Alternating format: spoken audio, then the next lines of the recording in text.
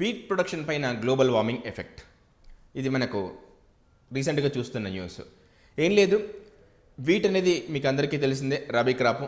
జనరల్గా వీట్ మనకు నదర్న్ ఇండియాలో ఎక్కువగా కల్టివేట్ చేస్తూ ఉంటారు యాజ్ ఏ రబీ క్రాప్గా.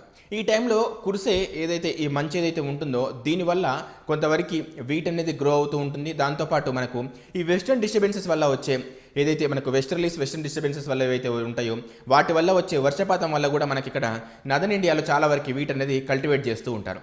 2022 నుంచి అబ్జర్వ్ చేస్తే ఈ వీట్ ప్రొడక్షన్ అనేది బాగా తగ్గుతూ ఉంది. అసలు ఏంటి, దీనివల్ల మనకు వచ్చే ఇబ్బందులు ఏంటి, తగ్గడానికి కారణాలు ఏంటి అని ఒకసారి మనం అబ్జర్వ్ చేస్తే మెయిన్ ఈ రెయిన్ఫాల్ తగ్గడము ఒకటి.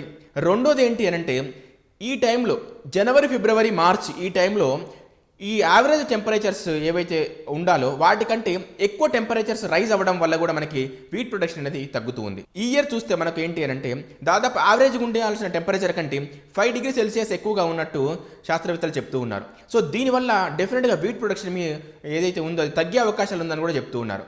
అంటే మళ్ళీ మనం ఇంపోర్ట్ చేసుకోవాల్సి వస్తుంది.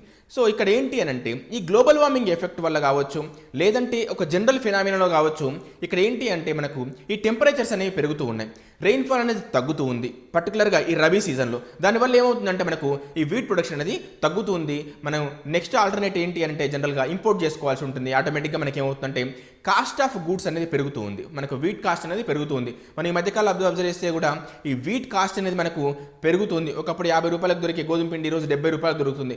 గవర్నమెంట్ కూడా ఇక్కడ ఏంటి అంటే భారత్ బ్రాండ్ కింద గోధుమ పిండిని తక్కువ కాస్ట్కే అమ్మవలసిన పరిస్థితి ఏర్పడింది. సో అందువల్ల మనకి ఏంటి అంటే ఈ గ్లోబల్ వార్మింగ్ తట్టుకునేలాగా, ఈ టెంపరేచర్స్ తట్టుకునేలాగా ఒక బెటర్ వెరైటీస్ని మనం తీసుకురావడం కూడా చాలా చాలా ఇంపార్టెంట్.